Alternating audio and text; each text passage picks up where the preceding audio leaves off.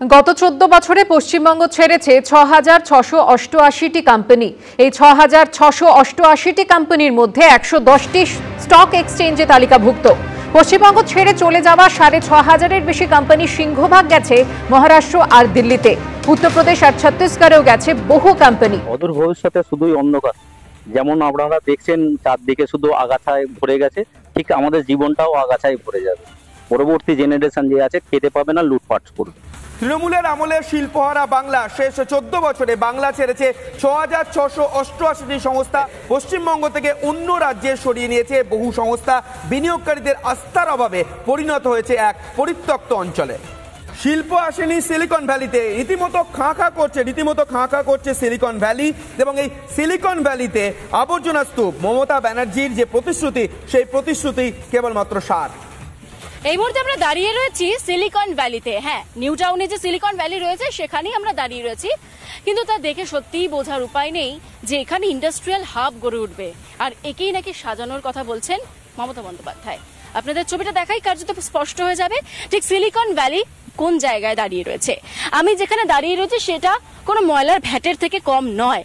অর্থাৎ এই যে জায়গায় আমরা দাঁড়িয়ে রয়েছি সেখানে একদিকে যেরকম জলা জঙ্গল রয়েছে, তার পাশে রয়েছে এইরকম নোংরা ময়লা আবর্জনা স্তূপ।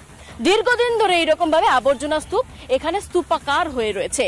আর এরই পাশে রয়েছে গাছ, ঘাস এবং জঙ্গলে পরিণত হয়েছে।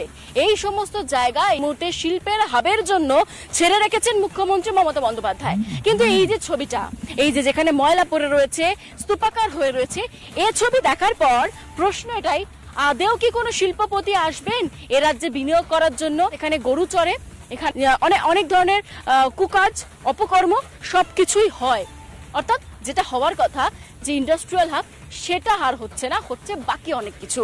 আর এই ছবিগুলোই কার্যত পরিষ্কার করে দিচ্ছে যে ঠিক কোন ইন্ডাস্ট্রিয়াল হাব তৈরির কথা বলছেন মুখ্যমন্ত্রী। সিলিকন ভ্যালির পাশাপাশি আমরা চোখ রাখছি আসানসোলের দিকে। আসানসোলেও ধুঁকছে শিল্পাঞ্চল, শিল্পাঞ্চলেও বন্ধ একের পর এক কারখানা, বন্ধ কারখানা, এমনকি বহু কর্মী চাকরিহারা। এক সময়কার প্রাণ চঞ্চল করা এই আসানসোল শিল্পাঞ্চলে আজ চারিদিকে শ্মশানের নিস্তব্ধতা।